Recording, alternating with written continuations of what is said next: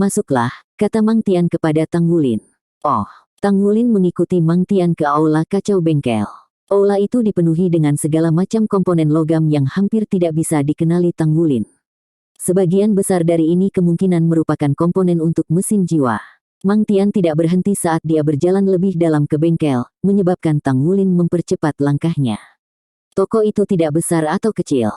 Setelah melewati aula, Mang Tian membawa Tang Wulin ke salah satu kamar dalam. Di dalam ruangan itu ada meja kerja, yang hampir lebih tinggi dari Tang Wulin. Mang Tian berhenti di sini, berbalik menghadap Tang Wulin. Tahukah kamu apa itu tempah? Bingung, Tang Wulin menggelengkan kepalanya. Mang Tian dengan acuh tak acuh berkata, sebenarnya, saya tidak ingin menerima Anda pada awalnya. Anda terlalu muda, sama sekali tidak cocok untuk menempah. Namun, ayahmu bertekad agar aku memberimu kesempatan. Jika saya tidak menemukan Anda dapat diterima, maka Anda harus pergi. Ketika itu terjadi, jangan tinggal di sini dan menangis tanpa henti, mengerti? Petik 2. Aku tidak akan menangis, Paman Mang Tian, jawab Tang Wulin menantang.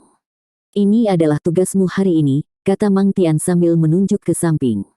Di sampingnya ada meja logam setinggi setengah meter. Di atas meja ada sebongkah logam bundar dan di bawahnya ada layar mesin jiwa. Mang Tian mengambil 2 palu logam kecil dari samping dan mengulurkannya ke Tang Wulin. Kamu lihat bongkahan logam itu. Gunakan palu ini untuk memukulnya 1000 kali. Layar akan menampilkan jumlah hit dengan kekuatan yang cukup. Ini akan membutuhkan semua kekuatan Anda untuk mengayunkannya. Jika Anda dapat menyelesaikan tugas ini, saya akan memberitahu Anda apa itu tempah.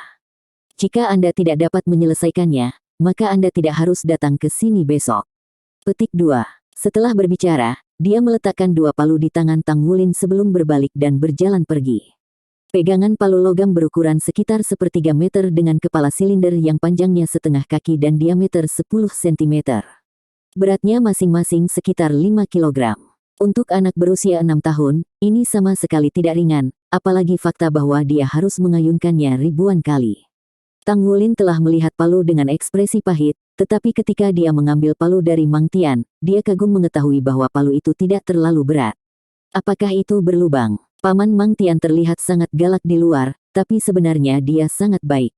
Tang Wulin tersenyum untuk menyampaikan pemahamannya dan mengayunkan palu di tangan kanannya ke atas bongkahan logam. Bang! Logam itu meledak dan dia melompat karena terkejut. Layar jiwa di bawahnya diaktifkan, menampilkan angka 1. Dia mengangkat palu di tangan kirinya dan menghancurkannya dengan keras. 2. Ini tidak terlalu sulit, Tang Wulin berpikir saat dia mulai mengayunkan tangannya dengan ritme yang stabil. Bang, bang, bang, bang, bang. Angka-angka di layar meningkat tanpa henti seiring dengan dentuman yang terus-menerus. Tidak ada palu yang goyah sama sekali, karena Tang Wulin tidak merasa mereka terlalu membebani. Sepasang palu terus-menerus memukuli gumpalan logam, dan sebagai gantinya, angka di layar tetap naik. Setelah memalu untuk ke-100 kalinya, Tang Wulin sudah mulai berkeringat. Pada usia 300, lengannya mulai terasa sakit.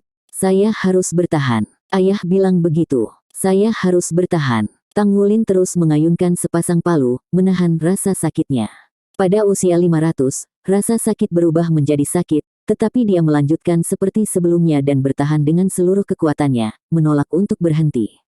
Saat rasa sakit di ototnya meningkat, lengan Tang Wulin berubah menjadi merah padam, tetapi dia hanya mengatupkan giginya, mendorong rasa sakitnya. Dia mengulangi pada dirinya sendiri, saya harus melakukan yang terbaik untuk belajar menempa dan mendapatkan uang untuk membeli jiwa roh. Dengan begitu aku bisa membuat ayah dan ibu bahagia, dan melindungi Na-Er. Petik 2. Pada tanda 700, dia bahkan tidak bisa merasakan lengannya ketika dia mengangkatnya dan kecepatan palu jauh lebih lambat. Sama seperti sebelumnya, dia mengatupkan giginya dan bertahan. Keringatnya praktis berubah menjadi kuah, membuat seragam sekolahnya menempel di tubuhnya. Keringatnya menetes seperti air terjun, dan Tang Wulin merasa tulang punggungnya mati rasa. Seluruh tubuhnya gemetar seolah-olah dia disetrum listrik. Sakit aslinya mereda, dan palu terasa sedikit lebih ringan. Bang, bang, bang. Dia melanjutkan untuk menyerang 300 kali terakhir dengan lebih mudah daripada awal. 1000. Hanya setelah mencapai tujuan yang ditetapkan Mang Tian untuknya, Tang Wulin menurunkan palu. Saat dia terengah-engah, Tang Wulin bisa merasakan sakit yang tak terkatakan dari telapak tangannya dan lengannya membengkak sehingga tidak bisa dikenali. Terlepas dari ini, dia merasa segar secara tak terduga. Mati rasa di tulang belakangnya menyebar ke 7 tulang belakangnya dan kembali ke tulang punggungnya dalam siklus, membuatnya tidak bisa berkata-kata. Apa yang tidak dia sadari adalah pola urat keemasan yang menyertai mati rasa yang dia rasakan di tulang punggungnya. Baru setelah 5 menit dia bisa mengatur napas. Paman Mang Tian, aku sudah selesai. Tang Wulin mencari Mang Tian untuk waktu yang lama sebelum menemukannya di sebuah ruangan, mengutak-atik beberapa komponen. Mang Tian menatapnya kosong. Dia melirik arlojinya dan menemukan bahwa baru setengah jam sejak dia meninggalkan Tang Wulin untuk tugasnya.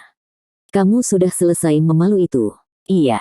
Tang Wulin mengangguk. Mang Tian tidak menanyainya lagi setelah melihat penampilannya yang berkeringat.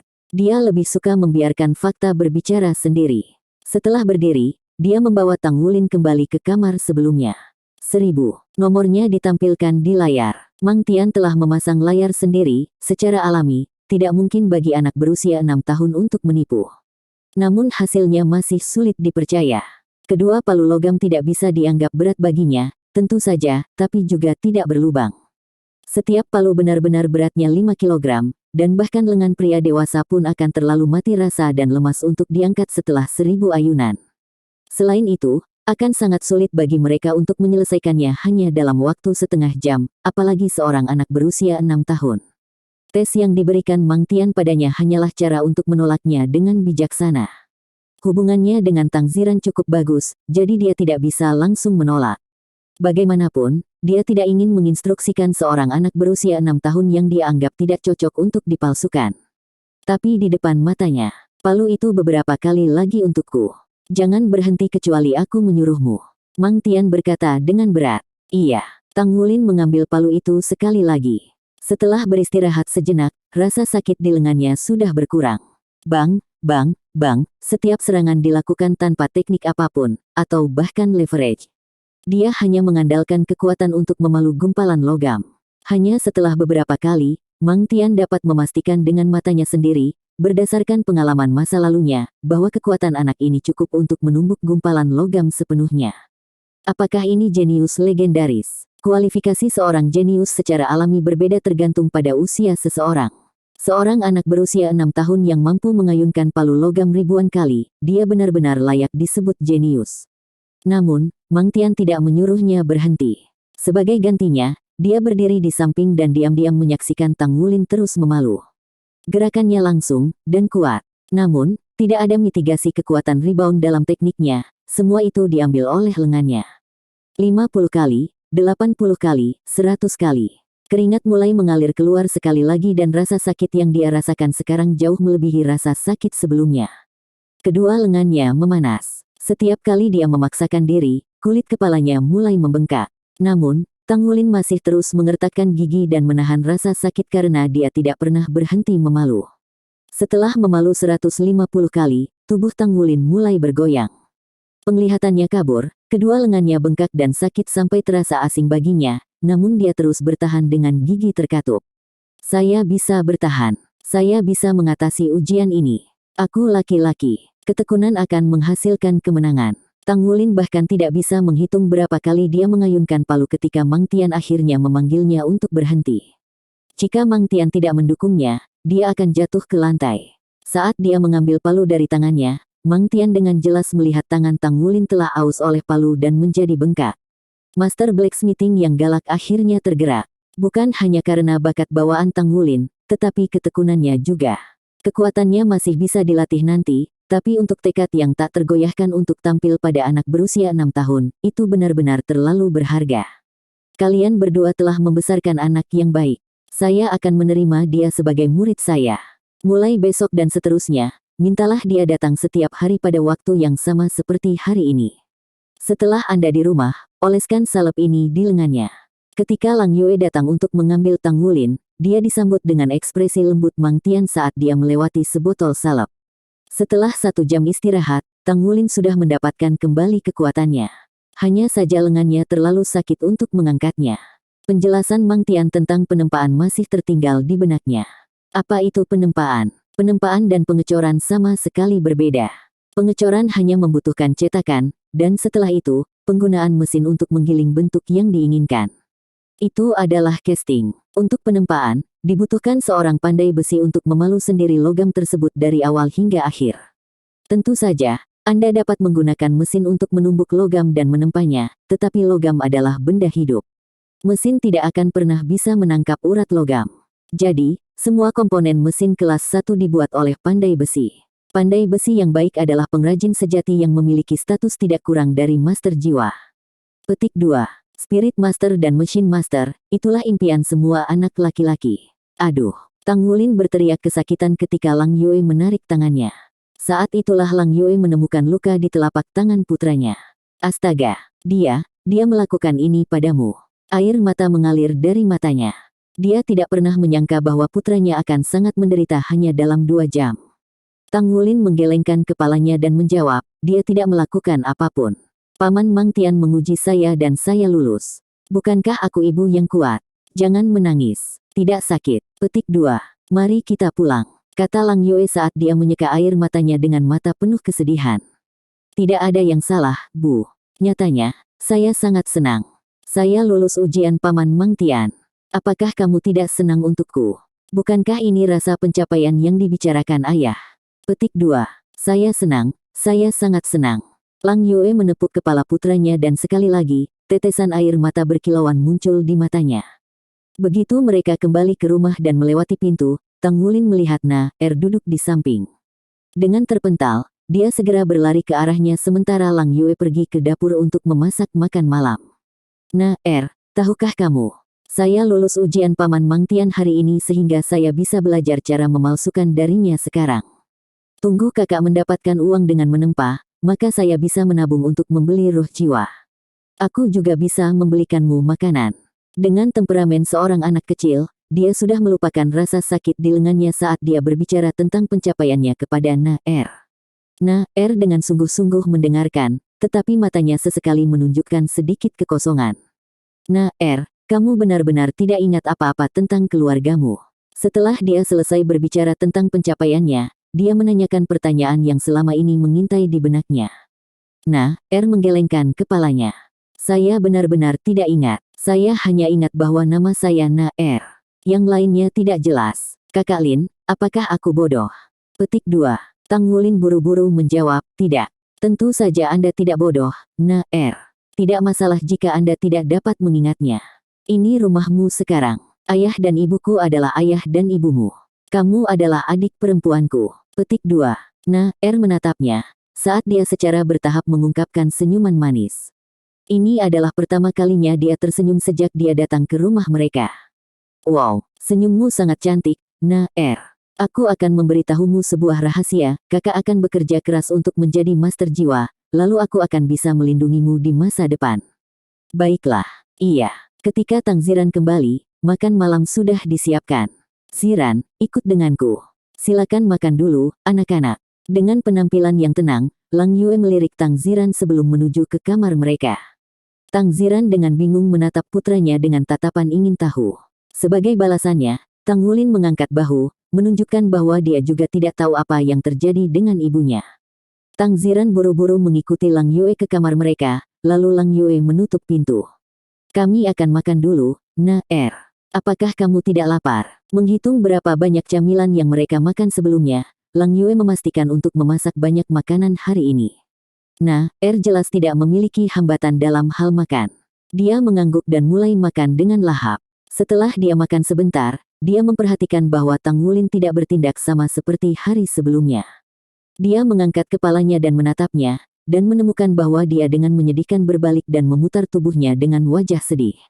Kakak, ada apa? Na-Er dengan tajam bertanya. Lengan saya benar-benar sakit setelah tes saya. Saya tidak bisa membesarkan mereka sama sekali. Tang Wulin sangat lapar akhir-akhir ini, dengan tambahan pekerjaannya setelah sekolah, orang hanya bisa membayangkan kerinduannya akan makanan sekarang. Na-Er berkedip beberapa kali. Kalau begitu aku akan memberimu makan. Iya, baik, Tang Wulin berkata dengan gembira. Dengan gerakan gemetar, Na-Er dengan canggung memberi makan Tang Wulin sesendok demi sesendok. 2 anak, yang satu berusia 6 tahun dan yang lainnya berusia 5,5 tahun, menikmati kebersamaan satu sama lain dengan kenaifan masa muda. Di rumah mungil ini, suasananya juga membuat lampu tampak lebih lembut. Nah, kamu yang terbaik. Keluar dari pertanyaan. Tidak peduli apa yang Anda katakan, saya tidak akan membiarkan Lin Lin bekerja di bawah Mang Tian lagi. Menahan emosinya untuk mencegah kedua anak di luar mendengar, Lang Yue menahan tangisnya.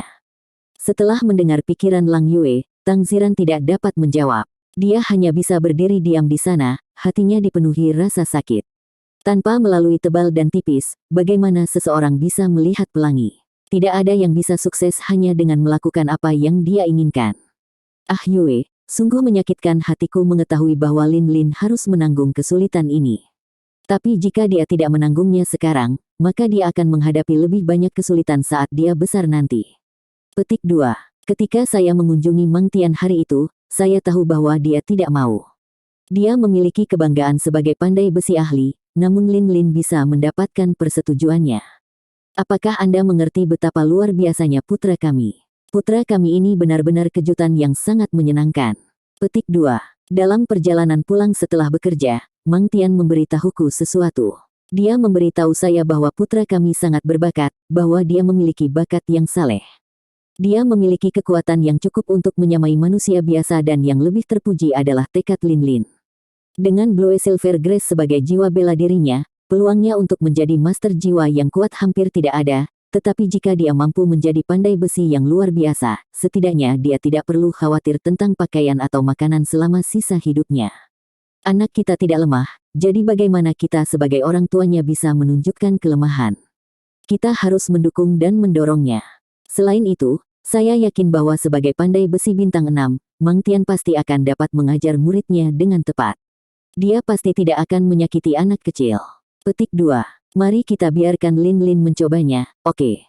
Jika ternyata dia benar-benar disakiti, maka aku akan mencegahnya melanjutkan dengan segala cara yang mungkin. Petik 2. Lang Yue berkompromi pada akhirnya. Jelas baginya bahwa dia dan suaminya menyayangi putra mereka, dan alasan Tang Ziran telah meyakinkannya. Ketika keduanya kembali ke ruang tamu, mereka melihat Tang Wulin duduk di sana, dengan penuh semangat mengunyah makanannya sambil menyeringai ketika dia melihat di sampingnya. Dia memberinya makan sesendok sekali. Tang Ziran dan Lang Yue tidak bisa membantu tetapi tercengang dan terkejut dengan pemandangan ini. Dua anak yang cantik sedang duduk di sana berseri-seri dengan pancaran cahaya yang kuat. Seolah-olah mereka tiba-tiba tersandung ke dalam pemandangan yang sangat harmonis. Tang Ziran bergumam pada dirinya sendiri, kalau begitu kita akan mengadopsi anak ini. Tumbuh bersama dengan anak lain akan sangat membantu Lin Lin. Petik 2. Lang Yue setuju. Akhirnya menunjukkan sedikit senyum. Dengan cara ini, makan malam keluarga yang akrab diakhiri dengan suasana seperti itu. Tapi sekali lagi, kemampuan makan Tang Wulin dan mengejutkan pasangan suami istri itu. Untuk membesarkan kedua anak ini, pertama-tama mereka harus menghadapi masalah apakah mereka dapat memberi makan mereka berdua. Setelah makan malam, Lang Yue dan Tang Ziran membahas topik tersebut dan memutuskan bahwa dia akan pergi dan mencari pekerjaan juga. Jika mereka hanya mengandalkan penghasilan Tang Ziran, akan sangat sulit bagi mereka untuk hidup. Lihat, ini adalah jiwa bela diri saya.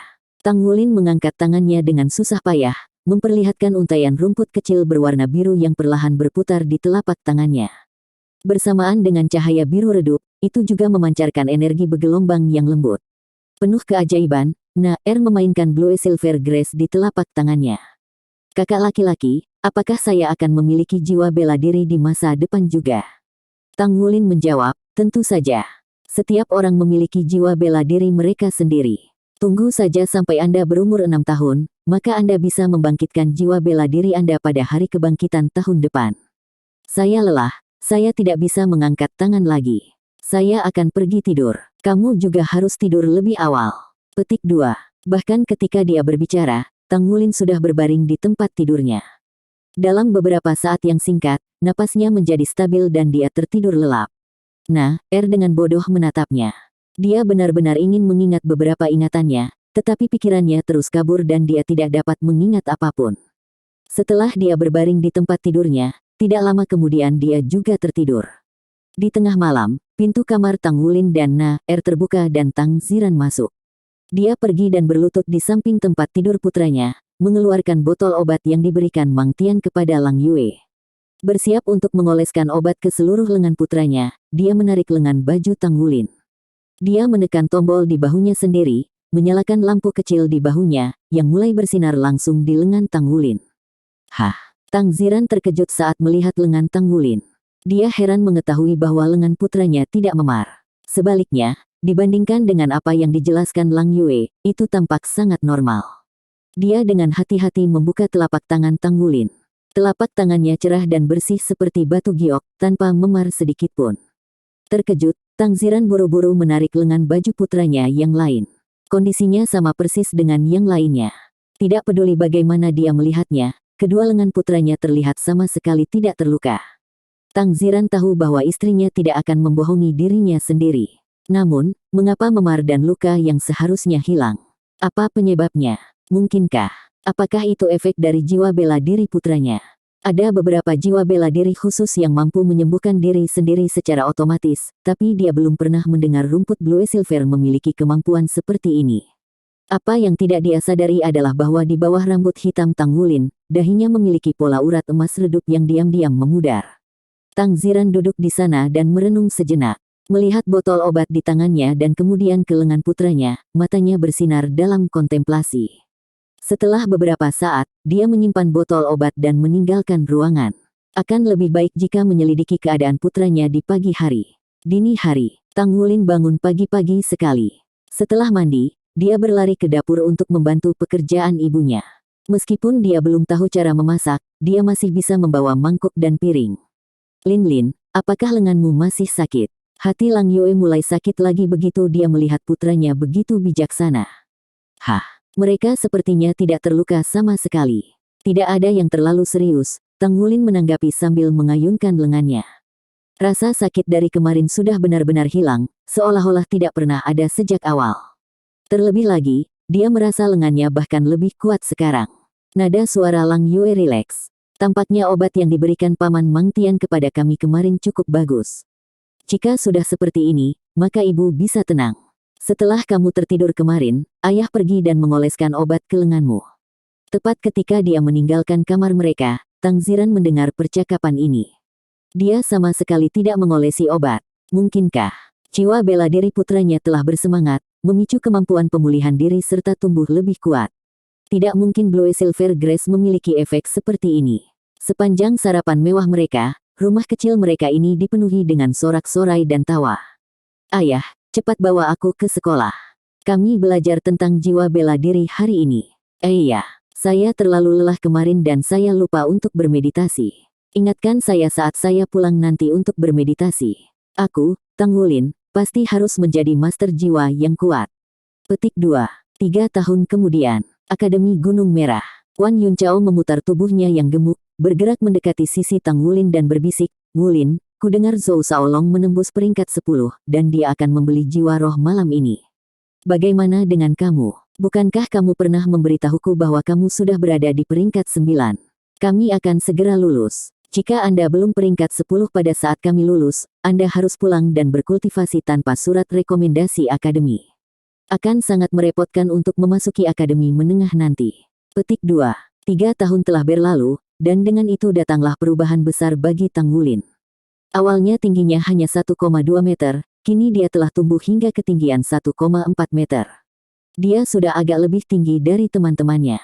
Dengan perawakan sedang, dia tidak gemuk atau kurus. Dari sudut pandang orang luar, dia tampaknya tidak terlalu kuat. Seiring dengan pertumbuhannya, wajahnya menjadi semakin tampan, terutama matanya yang hitam jernih memantulkan cahaya seperti cermin. Meskipun jiwa bela dirinya adalah rumput Blue Silver, dia masih sangat populer di Akademi Gunung Merah. Wan Yuncao adalah lemak yang dia temui di tahun pertamanya. Dia awalnya memandang rendah Tang Wulin, tetapi dia membalikkan meja padanya suatu hari ketika dia mencoba menindas Tang Wulin, dan malah didorong ke lantai oleh Tang Wulin dan dipukuli tanpa alasan. Dia berperilaku baik sejak pemukulan itu. Tak satu pun dari mereka memiliki keterampilan jiwa, juga tidak ada perbedaan yang signifikan dalam peringkat kekuatan jiwa mereka. Kekuatan fisik Tang Wulin tidak diragukan lagi memainkan peran penting dalam hubungan mereka. Meskipun dia tidak terlihat terlalu kuat atau kokoh, saat itu dia mengangkat Wan Yuncao dengan satu tangan telah membuat Wan Yuncao ketakutan hingga menangis dengan keras, wah-wah. Sejak itu, Wan Yuncao menjadi bayangan Tang Wulin. Kelas jiwa bela diri hanya memiliki selusin siswa, dan 6 dari mereka sudah mencapai kekuatan jiwa peringkat 10. Mereka sudah bisa maju dari peringkat master jiwa terendah dari sarjana jiwa ke peringkat master jiwa. Secara alami, pertama-tama mereka harus mendapatkan jiwa roh untuk maju. Dalam 3 tahun ini, mereka hampir menyelesaikan studi mereka di akademi dasar ini. Begitu mereka memasuki akademi menengah, mereka akan dibagi ke dalam spesialisasi mereka dan akan menghadiri akademi untuk spesialisasi mereka. Kota Glory Bound adalah kota kecil. Jadi, itu tidak memiliki akademi master jiwa perantara. Untuk mendaftar di akademi menengah di kota berukuran sedang, seseorang harus memiliki jiwa roh. Wan Yuncao adalah salah satu dari 6 siswa yang telah mencapai kekuatan jiwa peringkat 10. Setiap siswa yang mencapai peringkat 10 kekuatan jiwa sebelum lulus berhak untuk menerima surat rekomendasi dari akademi, membuatnya lebih mudah untuk memasuki akademi menengah. Ini karena fakta bahwa itu bertindak sebagai bukti bahwa siswa memiliki keterampilan yang diperlukan. Jika mereka tidak berkultivasi ke peringkat 10 sebelum mereka berusia 10 tahun, mereka harus mengikuti beberapa tes sebelum diizinkan untuk mendaftar di akademi menengah. Aku harusnya hampir sampai. Saya pikir saya telah mencapai hambatan, kata Tang Wulin sambil tersenyum. Kecepatan kultivasinya telah mengejutkan guru mereka, Guru Lin Simeng. Berkultivasi untuk peringkat 10 kekuatan jiwa dari peringkat 3 kekuatan jiwa bawaan dalam 3 tahun tidak dapat dianggap cepat di antara master jiwa. Paling banter, itu hanya dianggap sebagai kecepatan rata-rata. Namun, jiwa bela dirinya adalah rumput Blue Silver. Berkultivasi ke peringkat 10 dalam 3 tahun dengan jiwa bela diri sampah seperti ini tentu tidak bisa dianggap lambat. Meskipun tidak bisa dibandingkan dengan para jenius itu masih berada di level atas di dalam kelas. Saat Lin Simeng membimbing Tang Wulin, dia menemukan bahwa anak ini memiliki bakat untuk bermeditasi. Sangat mudah baginya untuk merasakan energi di atmosfer. Selain itu, keadaan meditasinya sangat terfokus. Kemudian, dia menemukan penyebab kecepatan kultivasi Tang Wulin yang cepat. Kekuatan spiritual anak ini jauh lebih tinggi daripada teman-temannya, memungkinkannya untuk berkultivasi dengan lebih fokus dan dengan demikian, kecepatan. Jika satu siswa lagi dapat mencapai peringkat 10 sebelum kelulusan, guru tersebut akan memenangkan kemuliaan sekaligus bonus. Jadi, di tahun terakhir studi mereka, Lin Simeng memperlakukan Tang Wulin dengan jauh lebih penting. Dia sering memberinya petunjuk dan instruksi 1 lawan 1. Tang Wulin juga tidak mengecewakannya. Dengan waktu setengah bulan sebelum kelulusan, Tang Wulin telah mencapai peringkat 9 dan hanya selangkah lagi dari peringkat 10. Setelah langkah terakhir ini, dia akan dapat menyatu dengan jiwa roh dan menjadi master jiwa sejati. Seorang sarjana jiwa tanpa jiwa roh tidak lebih kuat dari orang biasa. Namun, begitu mereka menjadi master jiwa dan memiliki keterampilan jiwa-jiwa, mereka akan memasuki dunia yang sama sekali berbeda. Semoga beruntung, semoga berhasil. Siapa yang bisa mengatakan dengan pasti apakah kita akan memasuki akademi menengah yang sama setelah lulus? Wan Yuncao tertawa. Jangan bilang kakak itu mengganggumu. Setelah Anda memiliki jiwa roh Anda sendiri, kami akan memiliki spar lain. Saat waktunya tiba, kita akan melihat siapa yang mengalahkan siapa. Petik 2. Tang Wulin menatapnya sekilas saat dia mengenakan tas sekolahnya. Kamu bisa perlahan-lahan bermimpi. Dia secara alami tidak akan memberitahu Wan Yuncao seberapa kuat dia sekarang. Tang Wulin tidak ingin pergi saat mereka mendekati gerbang akademi. Sebaliknya, dia berdiri di luar gerbang dan menunggu. Tidak lama kemudian, noda rambut perak bercahaya mengembara dari gedung akademi gabungan. Nah, pelan-pelan. Anda akan melakukan perjalanan. Suara Tang Wulin penuh dengan cinta saat dia memanjakannya. Nah, memiliki rambut perak pendek, dan bahkan setelah 3 tahun, dia tidak berubah terlalu banyak. Dia hanya sedikit lebih tinggi dari sebelumnya sambil tetap cantik-cantik. Hanya saja, tidak peduli bagaimana Anda melihatnya, Tang Wulin dan tidak terlihat hanya memiliki perbedaan usia 1 tahun di antara mereka berdua. Dia hanyalah seekor loli yang tidak tumbuh terlalu banyak. Kakak, aku ingin makan permen lollipop. Terkikik sambil memegang lengan Tang Wulin. Baik, ayo beli 1 dan aku akan membawamu pulang sebelum pergi ke bengkel. Tang Wulin berkata sambil menepuk kepalanya. Saat murid-murid yang diberhentikan pergi, tidak satupun dari mereka yang terkejut dengan pemandangan kedua bersaudara ini. Mereka sudah lama terbiasa dengannya. Pada tahun kedua tinggal bersama keluarga Tang, dia menghadiri upacara kebangkitan dan membawa keajaiban. Keajaiban ini bukanlah karena jiwa bela dirinya sangat kuat. Sebaliknya, dia tidak memiliki jiwa bela diri sama sekali. Ini adalah sesuatu yang jarang terlihat sepanjang sejarah benua. Secara alami dia hanya bisa memasuki bagian biasa akademi untuk belajar tanpa jiwa bela diri. Na-Er tumbuh menjadi sangat cantik, membuat semua gadis lain cemburu sambil membangkitkan keingintahuan semua anak laki-laki. Karena ini, Tang Wulin tidak pernah kekurangan perkelahian. Suatu kali, sekelompok siswa laki-laki menghentikannya, dan karena dia tidak dapat mengalahkan mereka semua sendirian, dia hanya menggunakan tubuhnya untuk melindungi Na-Er. Pada akhirnya, dia dipenuhi luka dan memar, tetapi tidak ada satu pun rambut di Na-Er yang rusak. Keesokan harinya, Tang Wulin menemukan pemimpinnya dan akan melakukan pertarungan sengit setiap hari sampai akhirnya, dia telah mengalahkan lawannya sampai mereka takut padanya dan terlalu takut untuk menggertak Na-Er lagi. Karena dia berada di kelas master jiwa, dia tidak menerima hukuman yang serius. Dia terkenal setelah pertarungan itu, dan tidak ada seorang pun di Akademi Gunung Merah yang berani menggertak Na-Er lagi. Sejak dia berumur 8 tahun, Tang Wulin telah bertingkah seperti seorang pemuda. Dia memikul tanggung jawab untuk mengambil dan mengantar adik perempuannya. Setelah membeli beberapa makanan ringan, Tang Wulin menurunkan Na-Er di rumah mereka bersama dengan tas sekolahnya. Sebagai gantinya, dia mengenakan pakaian kerja yang basah kuyup dan meninggalkan rumah sekali lagi. Bengkel Mang Tian sudah menjadi bagian dari kehidupan sehari-harinya.